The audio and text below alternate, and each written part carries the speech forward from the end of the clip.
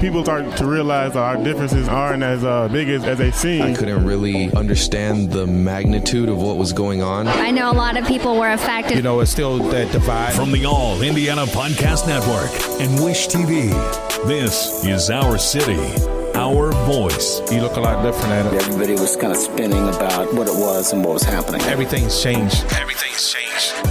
Well, we've been exploring black representation in the workforce and leadership roles. Today, News 8's Dakari Turner talks with Wish TV contributor Emil Ekiyor about the participation of black workers in the U.S. private sector.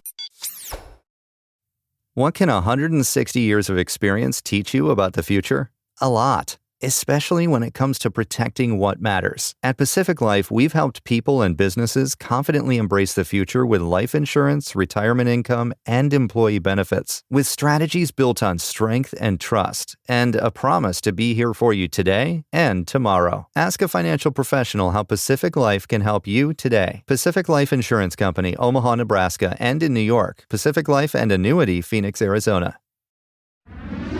Thank you so much for joining us. Thank you for having me. Glad to always talk with you about this. Listen, the first question, we're going to cite some data here. I want to make sure I get it right. According to a report by McKinsey and Company, they did economic data. They looked at economic data from the Bureau of Labor and Statistics and the U.S. Census Bureau from 2019, found that the current trajectory, it will take 95 years for black employees to reach talent parity in the private sector. So I guess my question to you from that is, what does that tell us? I mean, it tells us that we started from a different position. We didn't start from the same starting point. Okay. And when we look at it and look at the journey in civil rights, sometimes we forget it hasn't been that long, right? And since then, a lot of good things have happened, but we're still in this game. We're still catching up. We're still educating ourselves. We're still building our communities. We still use the word first generation if you think about it, right? In a lot of cases. So when we look at those disparities, we're not where we want to be. There's a lot of good work that has been done, but we still have a long ways to go. Yeah, that's first generation. I think that's something that's highly critical that a lot of people might not necessarily think about. Yes. It really kind of puts things in terms. Now, when we talk about those disparities, we talk about reasons like trust, attrition. What are the reasons for those disparities in the private sector from your evaluation? I think people all have different lived experiences. People grow up in different environments, and we're all products of our environment, right? So when you come in the workplace, it is so, in some cases, natural to just get people that think like you, that look like you, that work like you, and just surround yourself with those. And when you do, and somebody else who doesn't have that same mindset, who doesn't look the same, who doesn't think the same, comes into that environment, it just becomes awkward. Yeah. Right? It just stands out like, you don't look like us, you don't talk like us, you don't think like us.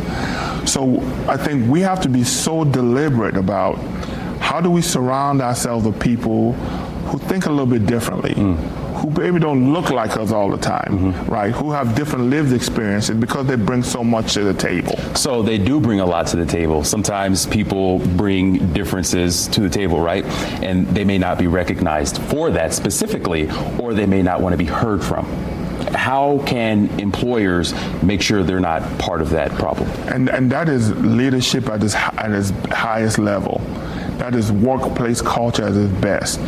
In America today, right, the workplace is so different than it's ever been. You have baby boomers and you have Gen X, right?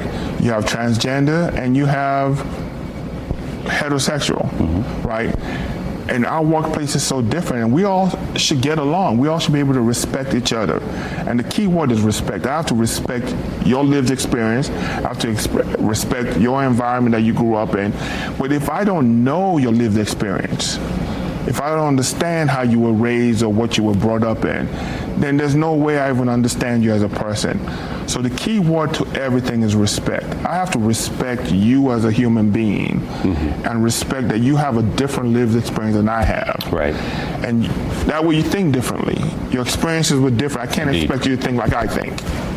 Some people would expect others to think like them, but not you, not me, certainly. That is Wish TV contributor Emil Ekiyor. Thank you so much for being here. Appreciate it. Discover more at wishtv.com. And when you follow Wish TV on Facebook, check out more podcasts from the All Indiana Podcast Network